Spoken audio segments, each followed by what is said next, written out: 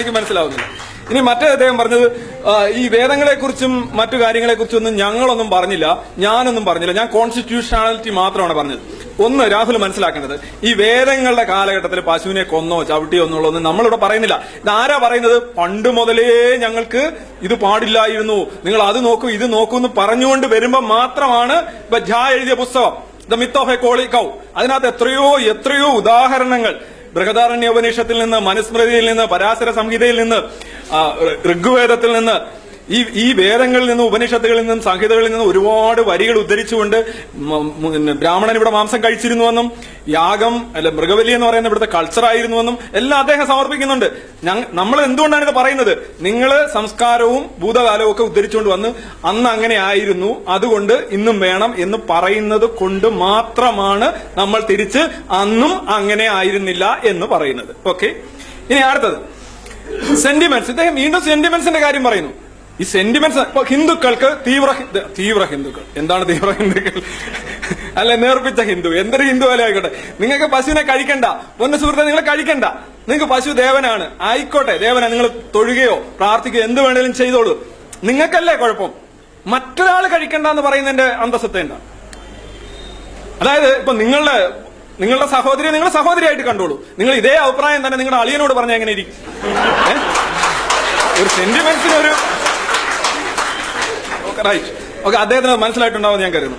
ഇനി ബീഫ് എക്സ്പോർട്ടിന്റെ കാര്യം, അദ്ദേഹം പറഞ്ഞു ഇന്ത്യയിൽ ഏറ്റവും കൂടുതൽ ബീഫ് എക്സ്പോർട്ട് നടത്തുന്നത് ഇപ്പൊ 1ാം സ്ഥാനമാണ് ഇന്ത്യക്ക്. ബീഫ് ഉൽപാദനത്തില് നമ്മൾക്ക് 1ാം സ്ഥാനമില്ല, പക്ഷേ എക്സ്പോർട്ട് ചെയ്യുന്നതിൽ 1ാം സ്ഥാനമുണ്ട്. നമ്മുടെ ബീഫിൽ കൂടുതലും പോത്തിറച്ചിയാണ്. ആരാണ് ബീഫ് എക്സ്പോർട്ടിനെതിരെ സംസാരിച്ചത്? നരേന്ദ്രമോദി.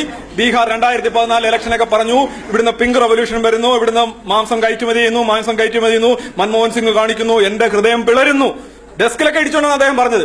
എന്താ സംഭവിച്ചത്? 2 കാര്യങ്ങൾ ഞാൻ പറയാം. നരേന്ദ്രമോദി ഗുജറാത്തിലെ മുഖ്യമന്ത്രിയായിരുന്ന കാലഘട്ടത്തില് അവിടെ നിന്നുള്ള ബീഫ് എക്സ്പോർട്ട് 2 ഇരട്ടിയിലധികം വർദ്ധിച്ചു. 1.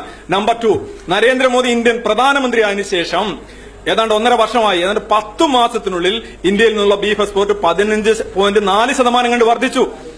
ഇദ്ദേഹം എന്തായി പറഞ്ഞു? എന്താണ് നിങ്ങൾ ഈ പശുവിന് വേണ്ടി വികാരം കൊള്ളുന്നത്? യഥാർത്ഥത്തിൽ പശുവിന് വേണ്ടി വികാരം കൊള്ളുന്നത് പശുവിനോടുള്ള സ്നേഹമല്ല, അതാണ് രസം. ഇത് അടിസ്ഥാനപരമായിട്ട് രാജ്യത്തെ വിഭജിക്കുക എന്നുള്ള തന്ത്രമാണ്, പശുവിനോടുള്ള സ്നേഹമല്ല. ഉദാഹരണമായിട്ട് നിങ്ങൾ ഈ പാണ്ടിലോറിയൊക്കെ വരുമ്പോൾ പട്ടി പുറകെ ഓടും, അതിനകത്ത് കയറുന്ന ഡ്രൈവ് ചെയ്തതൊന്നുമല്ല, പട്ടിയുടെ ഒരു രീതിയാണ് ഓടുന്നത്. അത് പശുവിനോട് യഥാർത്ഥത്തിൽ അവർക്ക് സ്നേഹമൊന്നുമില്ല, രാഷ്ട്രീയ നേട്ടം മാത്രമേ ഉള്ളൂ. ഇനി ഇദ്ദേഹം ഗാന്ധിജിയുടെ പോത്തിറച്ചി ആയിക്കോട്ടെ നല്ല കാര്യം. ഈ പോത്തിന് എന്താ ജീവനില്ല. ഇപ്പൊ നിങ്ങൾ അഹിംസയെ കുറിച്ച് പറയുന്നു, കൊല്ലരുതെന്ന് പറയുന്നു.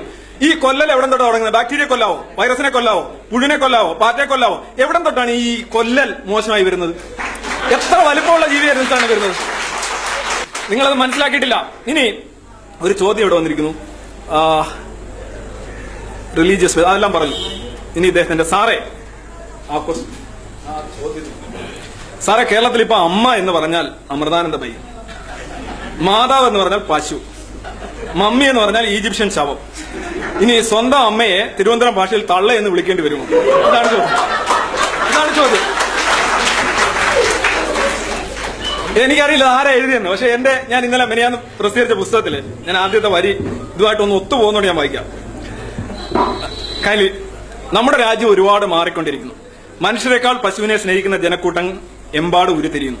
വൃദ്ധ മാതാപിതാക്കളെ ക്ഷേത്രങ്ങളിൽ കൊണ്ടുപോയി നടതള്ളുന്നവർ പോലും ഗോമാതാവിന് വേണ്ടി കൊല്ലാനും കൊല്ലപ്പെടാനും കച്ചകെട്ടുന്നു.